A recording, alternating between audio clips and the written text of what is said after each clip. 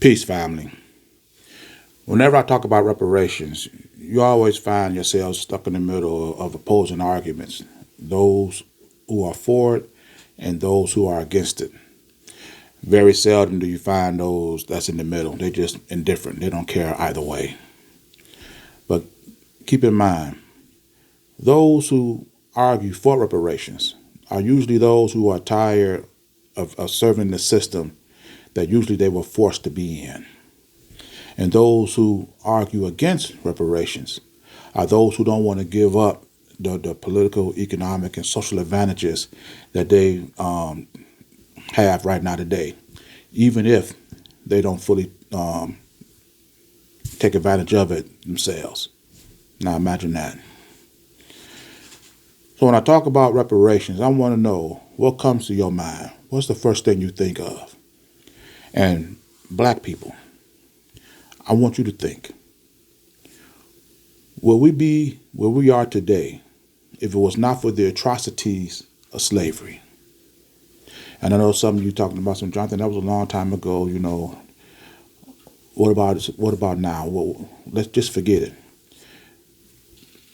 Would we be where we are right now today, living in a land, serving under a governing body that sees us last in every statistical category that governs over our quality of life? We are last economically, we last socially, we're last politically, we're last judicially, we're the most incarcerated, the most in prison. We have the least likelihood outcome of our lives. Nobody has a more bleaker viewpoint of living in this country than black people. Well, we had come to these conclusions if it was not for the intervention of whites? Of course not. So before I tell you what reparations is, let me tell you what reparations is not. Reparations is not, oops, my bad, and all is forgotten. Reparations is not some reason for us to continue along the path that we're currently on. And reparations definitely is not some opportunity for blacks and our opposers to find equality.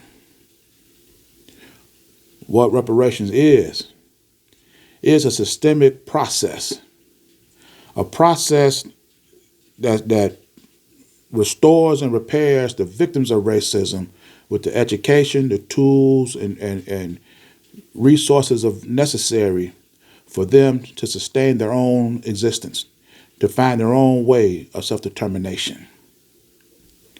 True reparations makes right what the atrocity made wrong.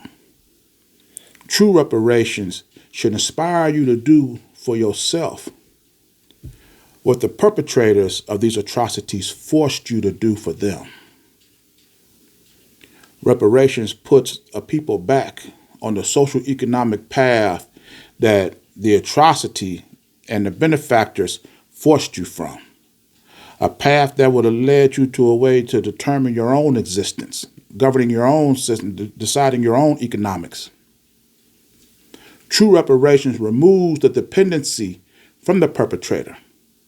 And remember, without dependency, there is no racism. So our rights, our freedoms, our liberties, our securities, it means nothing without our own ownership, our own control, our unity, our own independent businesses, industries, and institutions.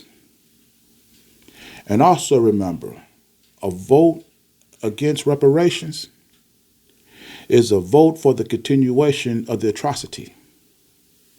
A vote against reparations opens the door for these atrocities to continue. So if you are black and your current black leaders and black organizations are not teaching you this true interpretation of reparations, then I highly suggest you find one that do. Ashe.